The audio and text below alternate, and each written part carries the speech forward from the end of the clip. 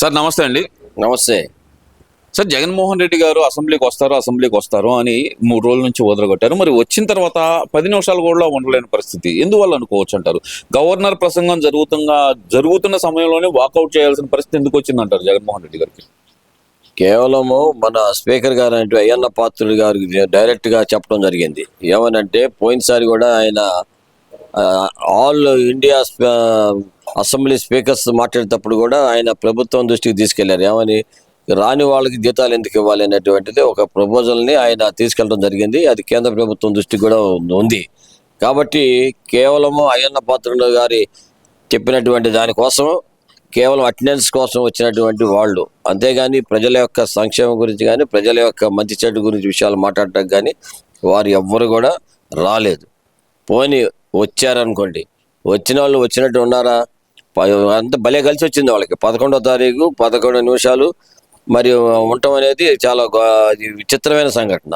మరి మా పోస్ట్లో చూసాం మనం అందరం కూడా.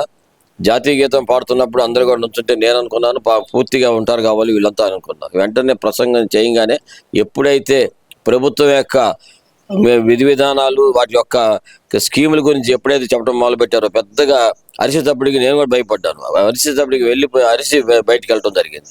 అంటే కేవలం అసలు ప్రజాస్వామ్యం పైన వారికి ఎటువంటి మంచి అభిప్రాయం లేదనేది దీన్ని బట్టి ప్రజలందరూ కూడా అర్థం చేసుకునేటువంటి విధంగా వారు ప్రవర్తించడం జరిగింది. కాబట్టి రాబోయే కాలంలో ఎలాంటి వారికే మనం ఓట్లేసిందని చెప్పి బాధపడే పరిస్థితి, ఆ 11 మంది కూడా రాకుండా ఈసారి అసలు ఆ పార్టీ లేకుండా పోయే పరిస్థితి రేపు 29లో మీరు చూస్తారు. ఎలాంటి వాళ్ళకి ఓటు వేసినా ఒకటే, అయిపోయినా ఒకటే అనేటువంటి భావాన్ని తీసుకొచ్చారు. ఇవాళ మేము అడుగుతా ఉన్నాం, అదే మరి ఎమ్మెల్సీలుగా ఉన్నటువంటి వాళ్ళు మరి వాళ్ళు కూడా అక్కడ కూడా ఇదే పని చేయాలి కదా. అంటే అక్కడ నీకు మనుషులు ఉంటేనేమో ఉంటావు, మనుషులు లేకపోతే ఉండవు. అంతేగాని ప్రజల గురించి అవసరంలా, కేవలం మీ స్వార్థం కోసం రాజకీయం నడపడానికి మీరు వచ్చారు.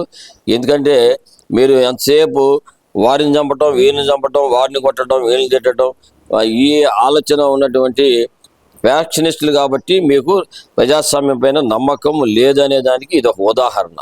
అంటే ఇప్పుడు ఆయన చెప్తుంది ఏంటంటే కనుక ప్రతిపక్ష హోదా ఎవరు, రాష్ట్రంలో జరుగుతున్న అరాచకాలపై నన్ను ప్రశ్నించనివ్వరు అంటూ కనుక ఆయన ప్లకార్డులు కూడా ప్రదర్శించిన పరిస్థితి చూసాం సార్. మరి మనం ఇప్పటికి కనీసం ఒక 100 సార్లు అని చెప్పుంటాడు అయ్యన్న పాత్రుడు గారు, అయ్యా ఇది రాజ్యాంగబద్ధంగా ఏర్పాటు చేసినటువంటిది ప్రతిపక్ష హోదా. అంతేగాని తెలుగుదేశం పార్టీయో లేకపోతే అయ్యన్న పాత్రుడు గారు ఇంకొకళ్ళు కోపం మీద చేసేటువంటి కాదు. ఇది రాజ్యాంగంలో ఉన్నటువంటి ఏ రకంగా అయితే రాజ్యాంగంలో ఉందో ఆ రకంగా పోతాము. మరి పోయినసారి కూడా చంద్రబాబు నాయుడు గారికి నువ్వే చెప్పాక ప్రతిపక్ష హోదా నీకు ఇవ్వనని, కానీ ఆ సంఖ్యాబలం వల్ల ఆయనకి ఇవ్వడం జరిగింది.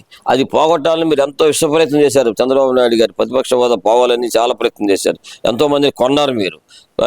మాకు ఇక్కడ గుంటూరు వెస్ట్లో ఉన్నటువంటి గిరి గారిని కూడా మీరు భయపెట్టి తీసుకెళ్లారు. ఇట్లా చేసే కార్యక్రమం అంతా మీది. ఇవాళ సంఖ్యాబలం లేదు కాబట్టి ఇవ్వలేదు. అంతేగాని ప్రతిపక్ష హోదా ఎలా వస్తుందండి? ఇంకోటి ఏంటి, మేము రౌడీజం చేస్తాము, గోండాయిజం చేస్తాము, మమ్మల్ని మేము చెప్పింది మీరు అసెంబ్లీలో వింటానంటే మేము ఉంటామని భావంతో నిన్న మీరు ఫ్లెక్సీలు పెట్టుకుని తిరిగారు. ఏమంటే ఆ ఫ్లెక్సీలు పట్టుకుని ఆ రకంగా తిరిగేవాళ్ళు లోపల నుండి మాట్లాడాలి కదా, బయట ఎందుకండి? ఎవరికి గేటు ముందు మీడియా వాళ్ళు అందరూ వచ్చారు కదా, ఎటైనా ఉదయం పూట ఫస్ట్ అసెంబ్లీ అనగానే ఆ మీడియా వారు అందరూ వస్తారు కాబట్టి వారి కోసం పెట్టారు, కానీ మీరు ప్రజల కోసం పెట్టలా. ఆ ఫోటోలు వస్తాయి కాబట్టి ఆ ఫోటోల కోసం పెట్టారు. ప్రజల సంక్షేమం మీకు పట్ల. ఎందుకంటే ఈ కేవలం మీరు ఫ్యాక్షనిజమే మీకు, అంతే. కొట్టి తిట్టు లేకపోతే వాడి ప్రాణం చేసేయి, ఇది మీ రాజకీయం. కాబట్టి రాబోయే కాలంలో మీకు ఈ పార్టీ అనేది కనుమరుగైపోద్దని చెప్పేసి క్లియర్గా మీ అంతటి మీరే చేసుకునే విధంగా నిన్న ప్రవర్తించారని చెప్పేసి తెలియజేస్తున్నాను.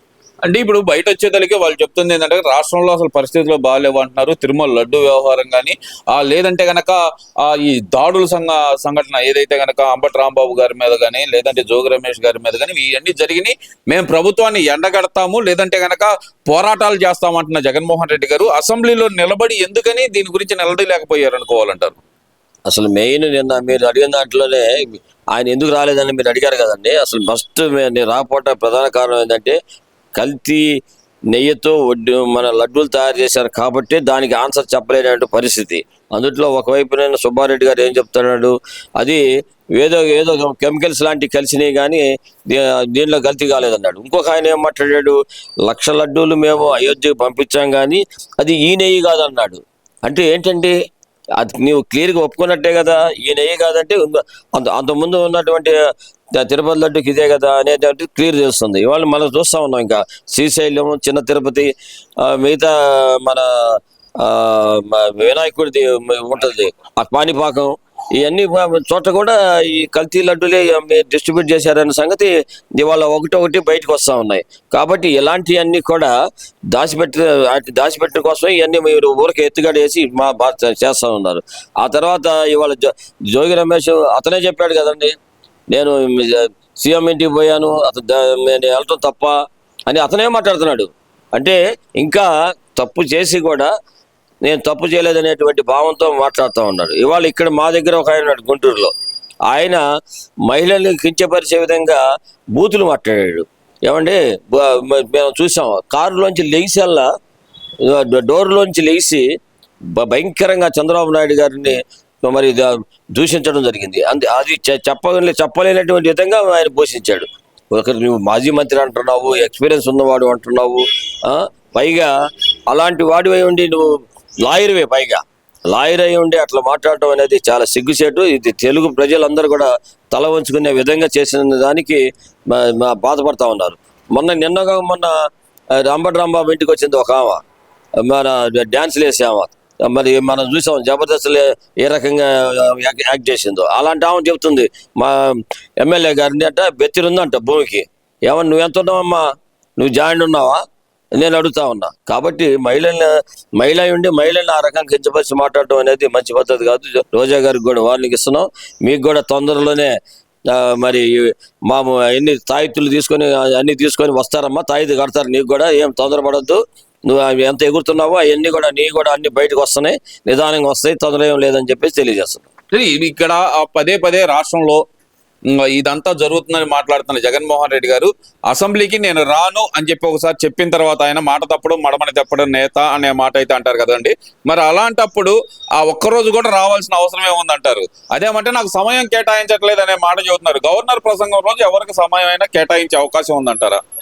ఏమండి, గవర్నర్ ప్రసంగం అయిన తర్వాత దానిపైన మీ ఎవరిని ఇవ్వటానికి దానికి టైం ఇస్తారు. నేను మీకు ఇంకో మాట కూడా చెప్పారు అయ్యన్న పాత్రుడు గారు, మీరు ఎంత టైం కావాలంటే అంత టైం ఇస్తామని చెప్పాడు.